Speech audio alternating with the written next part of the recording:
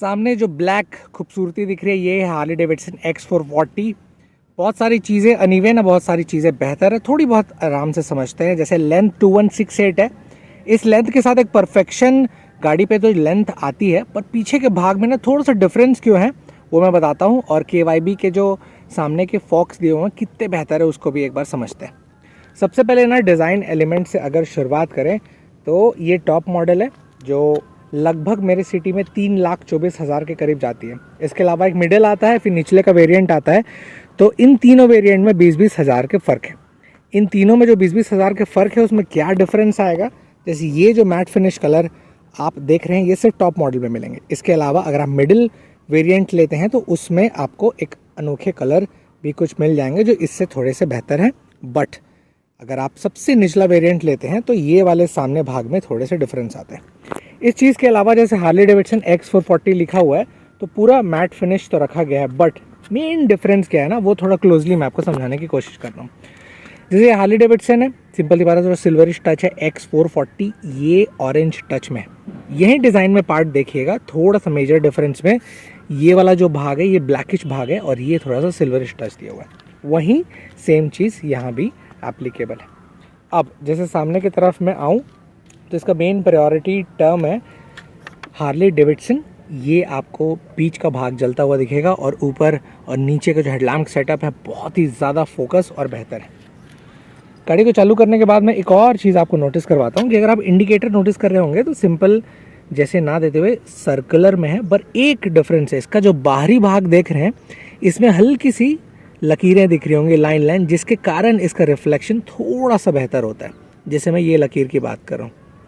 इसके अलावा अगर मैं दूर जाऊं तो दूर से सामने का लुक कुछ इस प्रकार से दिखता है। अब कीमतों के बारे में जैसे समझ लिए ना, तो एक बार डायमेंशन में कमी बेसी मुझे क्या लगी मैं अपने पर्सपेक्टिव से बताने की कोशिश करता हूं। तो जैसे ये वाला भाग में देख रहे होंगे तो 2168 का लेंथ है और वहीं पर सीट हाइट लगभग पकड़ें तो निचले से मैं दिखाता हूँ तो 805 mm का ग्राउंड क्लियरेंस है 170। अब सामने के इतने भाग पोर्शन पे तो ये बहुत ज़्यादा अट्रैक्टिव लगता है, क्योंकि जब भी आप गाड़ी में बैठते हैं आपको एक ऐसा पोर्शन मिलता है जो थोड़ा सा हंकीनेस दिखे। वहीं पिछले के भाग में थोड़ा सा मुझे अटपटा लगा, सिर्फ मुझे, ऐसा नहीं है। अगर आपको थोड़ा भी अटपटा लग रहा है तो please let me know in the comment section. But मुझे ऐसा लगता था कि शायद ये जो निचला भाग है इसे थोड़ा सा और ब्रॉड बनाना था और ये वाली जो डिज़ाइन है इसमें थोड़े से चेंजेस लाने थे, जिसके कारण शायद ये एक कंप्लीट पैकेज बन जाता।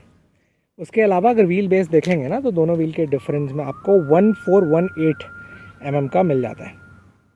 वहीं पर जैसे मैं शुरुआती पहलू में बता रहा था उसे और एक बार कवर कर देता हूँ कि इस व्हीकल पे KYB फोक USD 43 डुअल कार्टिलेज फोक्स मिलते हैं, जो सामने आप देख रहे होंगे, जो कि आई थिंक वर्ल्ड के एक नोन टॉप 3 में भी काउंट होता है।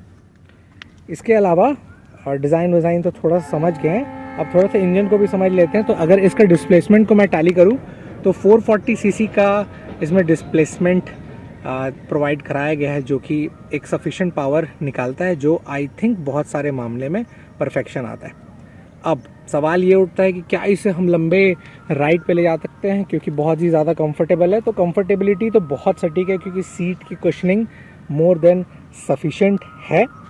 बट इसके अलावा फ्यूल टैंक कैपेसिटी भी काफ़ी अच्छी दी हुई है। जैसे 13.5 लीटर की इसमें फ्यूल टैंक कैपेसिटी है, तो एक अगर रन ऑन एन एवरेज गो अगर आप भरवाते हैं 13.5 लीटर का तो काफ़ी लंबा स्ट्रेच खींच सकते हैं।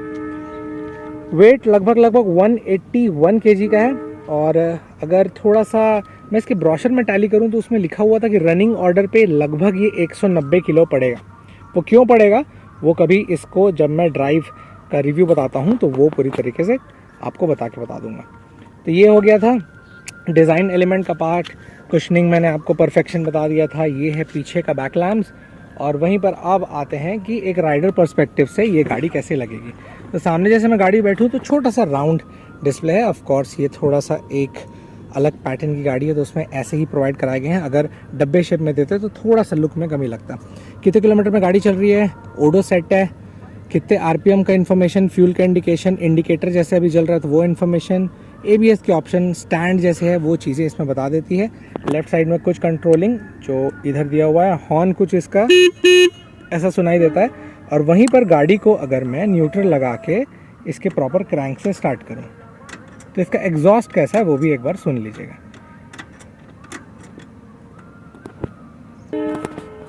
तो जैसे ही फिर मैं हल्का सा क्रैंक दूं तो गाड़ी कुछ इस प्रकार से स्टार्ट हो जाती है। और अगर एग्जॉस्ट की तरफ मुंह लगाएं तो